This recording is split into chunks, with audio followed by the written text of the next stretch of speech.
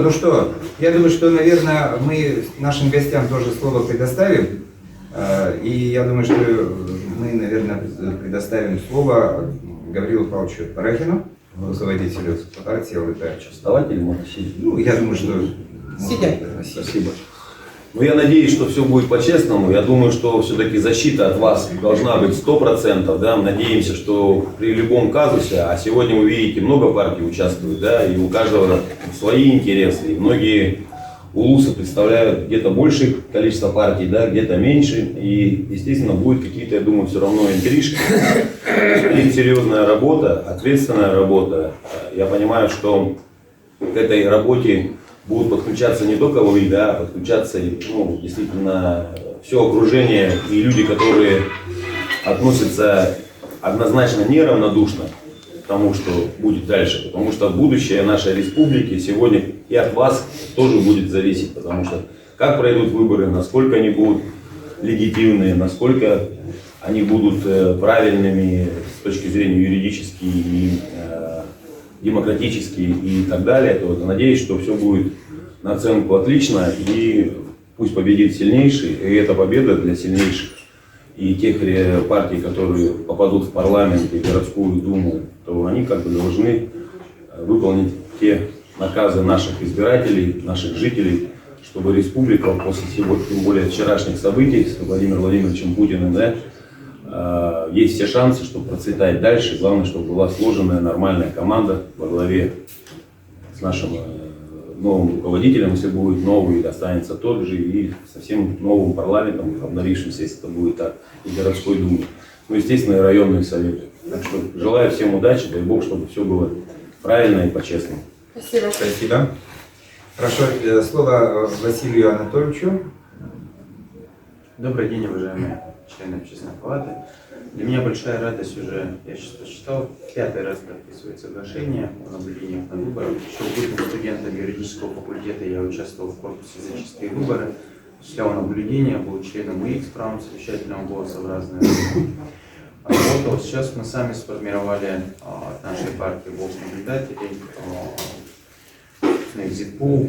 Все эти процедуры, технологии позволяют обеспечивать прозрачность, чистоту выборов, предупреждают и проводят профилактику различных нарушений, которые могут там происходить. Действительно, присоединяюсь к словам исполняющего обязанности председателя Станислава Семеновича о том, что выборы 10 лет назад, выборы сейчас — это две совершенно разные процедуры. Благодарю всех, кто вовлечен в этот процесс, благодарю за то, что вы со своим опытом делитесь и продолжаете делать наши процессы более демократичными, прозрачными, честными и, самое главное, легитимными. Спасибо. Спасибо. Ирина Павловна.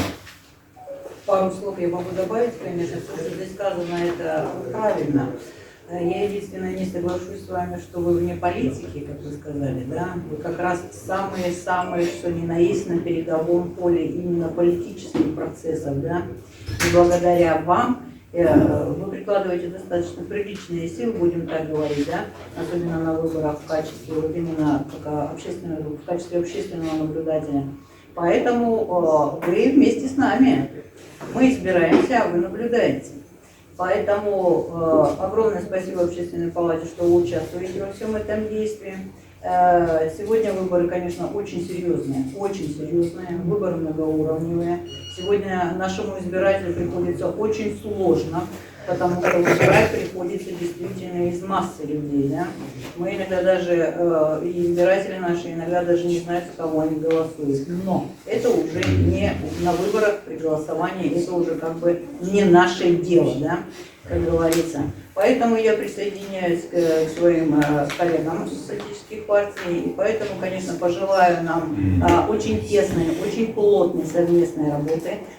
Я думаю, что участвуя в этих выборах, Общественная палата, я думаю, в нашем лице приобретает своих, как бы, друзей, грубо говоря, да? Потому что идем рука об руку. Поэтому мы на вас тоже надеемся. Конечно, у нас есть тоже и свои наблюдатели, да, времени не хватает сегодня. Тем более, что если учесть, что на таких выборах, какие проводятся сегодня, у нас большая часть людей выступает в качестве кандидатов, нежели чем. И очень много людей у нас разбросаны, конечно, по участковым избирательным комиссиям. Поэтому ваша помощь нам нужна. Поэтому заранее благодарны. И, конечно, мы здесь будем во время выборов, во время голосования. Спасибо. Спасибо большое. Ирина Павловна, так, и слово первому секретарю комитета Якутского отделения Коммунистической партии коммунистов России Владимиру Шевченкевичу. Здравствуйте, уважаемые товарищи.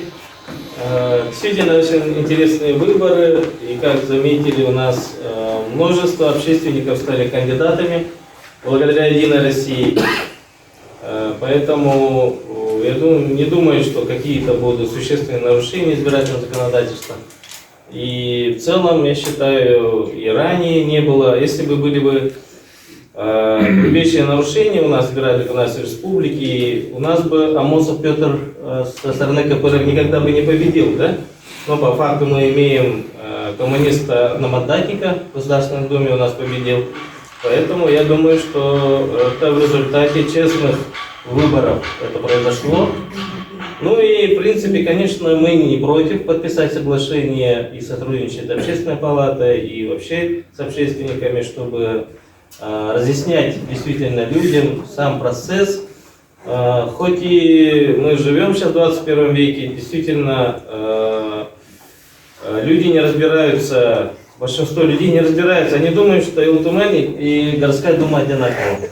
Мы в Ултумани не идем, но почему-то все спрашивают, в каком номере мы в Ултумени, да, и думают, что Гордума это Ултумен, поэтому наша работа как представителя политической партии и общественника, видимо, разъяснение, ну уже поздно, видимо, да, разъяснять что-либо, и произойдет, как произойдет.